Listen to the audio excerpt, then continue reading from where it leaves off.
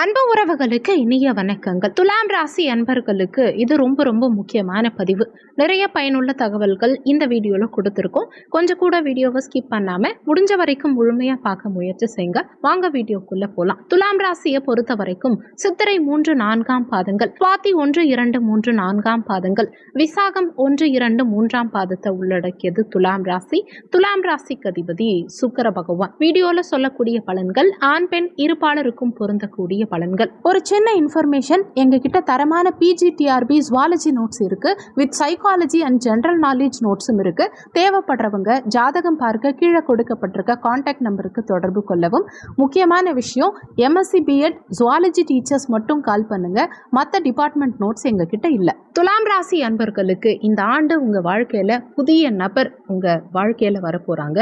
அதுலயும் குறிப்பா வரக்கூடிய மே 18ஆம் தேதிக்கு பிறகு நிச்சயம் இது நடக்கும். குரு பெயர்ச்சி, ராகு கேது பெயர்ச்சி, இந்த கிரக பெயர்ச்சிக்கு பின் நிச்சயமா நீங்க விரும்பினாலும் விரும்பலனாலும் ஒரு புதிய நபருடைய என்ட்ரி உங்க வாழ்க்கையில நிச்சயம் இருக்கும். துலாம் ராசி அன்பர்களுக்கு 12ஆம் இடத்துல கேது இருக்கார். விரயமோட்ச ஸ்தானமான 12ஆம் பாவகத்துல கேது இப்ப சஞ்சாரம் செஞ்சுட்டு இருக்கார். இதனால உறவுகளில் நிறைய விரிசல்களை உருவாக்கி இருப்பார். துலாம் ராசிக்காரர்களுடைய உறவுகள் நொறுங்கி போயிருக்கும். அலுவலகத்திலேயா இருந்தாலும் சரி, நட்பு வட்டாரத்திலையும் சரி, கணவன் மனைவி காதல், ஏன் உங்க ஏஜ் 60 இருந்தாலும் சரி, உங்க ஏஜ் 20 இருந்தாலும் சரி, எந்த ஒரு உறவுமே நம்மளோட தொடர்புல இல்லைன்னா கொஞ்சம் வருத்தமா தான் இருக்கும். நம்ம ஒருத்தவங்க கிட்ட பேசும்போது நம்ம எப்படி ஒரு அன்பை அவங்க கிட்ட எதிர்பார்க்கிறோமோ அதே அன்பை அந்த உறவும் தேடும். நம்மளால முடியல, பேச முடியல அப்படின்னு நினைக்கும் போது அந்த உறவு கிட்ட இருந்து மட்டும் நமக்கு அன்பு கிடைக்கும்னு நினைச்சு ஏமாறுறோம் பாருங்க, அதுதான் பிரச்சனை. முதல் பிரச்சனை, நிறைய துலாம் ராசி அன்பர்கள் அன்பை கொடுத்துட்டு அந்த அன்புக்காக ஏங்குறது ஒண்ணு. இந்த அன்பு இல்லைன்னா நம்ம லைஃப் இல்லைன்னு நினைக்கிறது 2. மூன்றாவது முக்கியமான விஷயம், அன்பால காலத்தையும் நேரத்தையும் வீணடிக்கிறது. எது உண்மையான அன்புன்னு நிறைய துலாம் ராசி அன்பர்கள் ஃபைண்ட் அவுட் பண்றதுக்குள்ளேயே வயசாயிடுது. ஒரு 50 வயசுக்கு அப்புறமாவது ஒரு நல்ல அன்பை பாக்குறாங்களான்னா கிடையாது. துலாம் ராசிக்காரர்களுடைய 3ஆம் வீடு குருவுடைய வீடு. முயற்சி செஞ்சுக்கிட்டே இருப்பாங்களே தவிர முன்னேற்றம் அடைந்ததா பெருசா வாய்ப்பு இல்லை. ஒரு ரிலேஷன்ஷிப்ல கிட்டத்தட்ட 10 ஆண்டுக்கும் மேல இருக்கக்கூடிய துலாம் ராசி அன்பர்கள் நிறைய பேரு நிறைய அவமானத்தை ஏன் சந்திக்கிறாங்கன்னா, அவங்க வாழ்க்கையில ஒரு ரோபோ மாதிரி கண்டினியூஸா ஓடிக்கிட்டே இருக்காங்க, நிறைய வேலை பார்த்துட்டே இருக்காங்க. ஆனா அவங்க சந்திக்கிறது எல்லாமே வெறும் அவமானம் தான். ஏதோ ஒரு நட்பு, ஏதோ ஒரு உறவு, தலை சாய்ந்த நம்ம பிரச்சனைகளை கொஞ்ச நேரம் மனசார சொல்லணும்னு நினைக்கிறோம் இல்லையா, அது கூட பெருசா முடியாது. இன்னமும் ஒரு சில துலாம் ராசி அன்பர்கள் கிட்டத்தட்ட போன்லயே வாழ்ந்துட்டு இருக்காங்க. இன்னைக்கு இருக்கக்கூடிய நிறைய துலாம் ராசி அன்பர்களுடைய பிரச்சனை என்னன்னா மனவியாதி. இந்த அஷ்டமத்துல போய் குரு சஞ்சாரம் செஞ்சுட்டு இருக்கார். மன ரீதியான கஷ்டங்களை அதிகமா ஏற்படுத்துவார். அது என்ன மன ரீதியான பிரச்சனைகள்னு வெளியில யார்கிட்டயும் சொல்லக்கூட முடியாது. நிறைய துலாம் ராசி அன்பர்கள் ஒரு தப்பான முடிவெடுக்கிறாங்க, தப்பான ஒரு கைட்லைன்ஸ்குள்ள போறாங்க, பண விரயம் பண்றாங்க அப்படின்னா அவங்களுடைய சொல்ல கேட்கறதுக்கும் ஆள் இல்ல, அவங்கள இத சொல்லி கொடுக்கறதுக்கும் ஆள் இல்ல. அன்புக்காக ஏங்குறாங்க. நல்ல வேலை, பணம் காசு, ஒரு நல்ல கார்ல உட்கார்ந்து சாப்பாடு இல்லாம கஷ்டப்படுறாங்க. அந்த சாப்பாடு இருந்தாலுமே பிடிச்ச உணவு இல்லையேன்னு வேதனைப்படும் துலாம் ராசி அன்பர்களுக்கு 6ஆம் பாவகமான ருணரோக சத்ருஸ்தானத்துல ராகு பகவான் சஞ்சாரம் செஞ்சுட்டு இருக்கார். யார்கிட்ட போய் க்ளோஸா பழகினாலும் பிரச்சனை, அந்த க்ளோஸா போய் அட்வான்டேஜ் எடுத்தா சிக்கல், இல்ல இவங்க தான் நமக்கு பெஸ்ட்னு நினைச்சு பழகலான்னு போனாலும் அதுலயும் பிரச்சனை, பேச மாட்டேங்கிறாங்க. எந்த ரூபத்துல எதை ஆசைப்பட்டாலும் சரி நடக்க மாட்டேங்குது. எல்லாம் துலாம் ராசி அன்பர்களுக்குமே இது பொருந்தும். இது வேணா செக் பண்ணி பாருங்க. துலாம் ராசி அன்பர்கள் வாழ்க்கையில எந்த இடத்திலுமே சரி அவங்களுக்கு பிடிச்ச மாதிரி வாழவும் முடியாது, அவங்களுக்கு பிடிச்ச மாதிரி எதிர்பார்த்த மாதிரி சில விஷயங்களை நடத்தவும் முடியாது. நான் வேலையில இருக்கேன், இந்த வேலைங்கிற வட்டத்துல இருக்கேன், இனிமே நான் கொஞ்சம் ஃப்ரீயா இருக்கணும்னு நினைக்கிறேன் அப்படின்னு நினைச்சாலும் உங்களால செய்யவே முடியாது. குடும்பத்துல இருந்தா என்ன, நான் இதை தனிமரமா என்னால இதை செய்ய முடியும், நான் இண்டிவிஜுவலா தானே இருக்கேன் அப்படின்னு நினைச்சாலும் செய்ய முடியாது. உங்க வாழ்க்கைய உங்களுக்காக வாழவே முடியாது. அவ்வளவு ஒரு டஃப்பான ஒரு வட்டத்துக்குள்ள வாழறீங்க. காரணம் என்னன்னா, உங்க 4ஆம் இடம் சுக தாயார் ஸ்தானம் சனி பகவானுடையது. 2ஆம் இடம் செவ்வாயுடைய வீடு.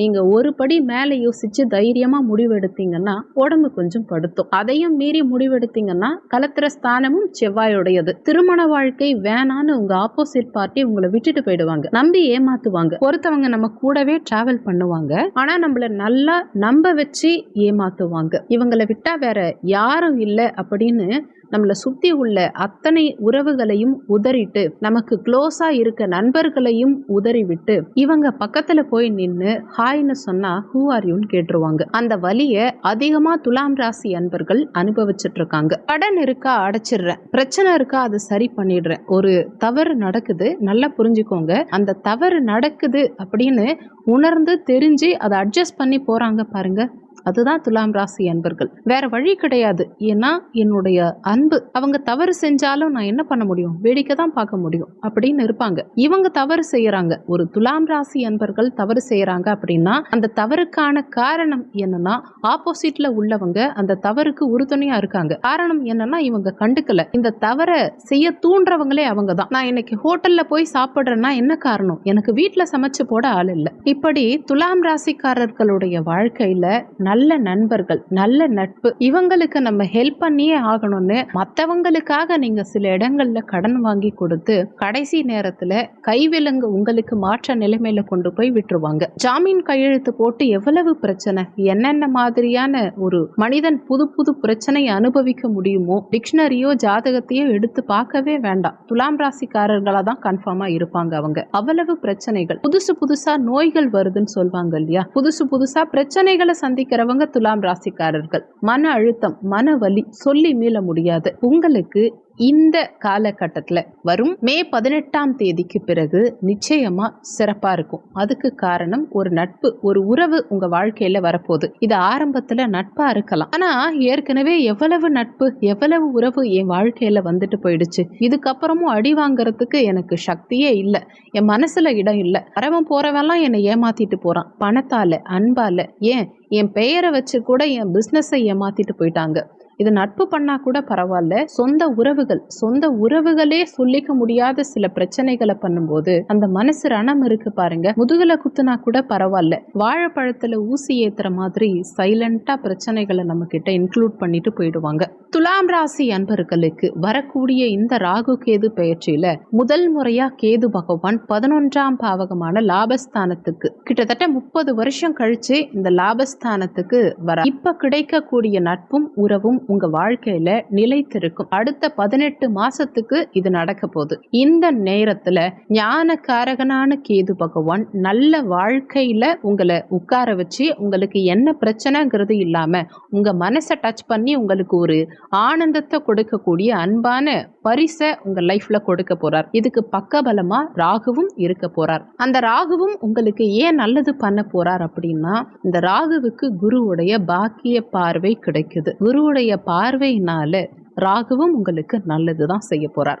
அதை விட தாண்டி அவங்க உண்மையிலேயே நமக்கு வர்த்தபலா அப்படிங்கிறத புரிய வைக்கிறதுக்கு ராகு பகவான் சப்போர்ட்டிவா இருக்க போறார். இன்னையா சனி பகவானும் 6ஆம் பாவகத்தில் அமர போறார். ஸோ எல்லாம் சேர்ந்து ஒரு நல்ல பரிசை, நல்ல வாய்ப்பை கண்டிப்பா உங்க வாழ்க்கையில கொடுக்க போறாங்கன்னும் போது அதை பரிபூரணமா உபயோகப்படுத்திக்கோங்க. வாழ்க்கையில நமக்கு கொடுக்கக்கூடிய ஒரு சின்ன வாய்ப்புகளா இருந்தா கூட, ஒரு சின்ன அட்வைஸா இருந்தா கூட, நம்ம வாழ்க்கையில தூக்கி விடக்கூடிய ஒரு ஜாப் ஆப்பர்ச்சுனிட்டியா கூட இருக்கட்டுமே, இல்ல நமக்கு லிஃப்ட் கொடுக்கக்கூடிய ஒரு அமைப்பா இருக்கட்டுமே, இதை கரெக்டா பயன்படுத்திக்கோங்க. வாழ்க்கைய உங்களுக்கு உண்டானதா வசமாக்கிக்கங்க. இப்பயாவது இனிமேலாவது உங்களுக்காக வாழுங்க. இதுவரைக்கும் இந்த பிரபஞ்சத்துக்காக, மற்றவங்களுக்காக, உங்க கூட இருக்கவங்களுக்காக வாழ்ந்தது போதும். நல்லது எப்பயாவது தான் வாழ்க்கையில நடக்கும். 9ல குரு பொதுவா சொல்லுவாங்க இல்லையா, ஓடி போனவனுக்கு 9ல குருன்னு. அந்த காலகட்டம் உங்களுக்கு இப்போ வந்திருக்கு. குரு பகவான் பாக்கியஸ்தானத்துல வந்தமர்ந்து யோக பலன்களை கொடுக்க போறார். வாழ்க்கையில இதுவரைக்கும் நீங்க செய்ய நினைச்சதெல்லாம் இனிமே செஞ்சு வாழ்க்கையில வெற்றி காண்பீங்க. உங்களுக்கு வரக்கூடிய உறவு உங்களுக்கானதா மாத்திக்கோங்க. வீடியோல சொல்லி இருந்த பலன்கள் கோச்சார பலன்கள். இது வெறும் 20% தான் யாருக்கா இருந்தாலும் ஒர்க் பண்ணும். மீதி 80% உங்க சுயஜாதகப்படி தான் வாழ்க்கையில எல்லாமே நடக்கும். இந்த வீடியோல உங்களுக்கு ஏதாவது சந்தேகம் இருந்தா கீழே இருக்க கமெண்ட் செக்ஷன்ல சொல்லுங்க. நன்றி. மற்றும் ஒரு நல்ல பதிவோடு மீண்டும் உங்களை சந்திக்கிறோம்.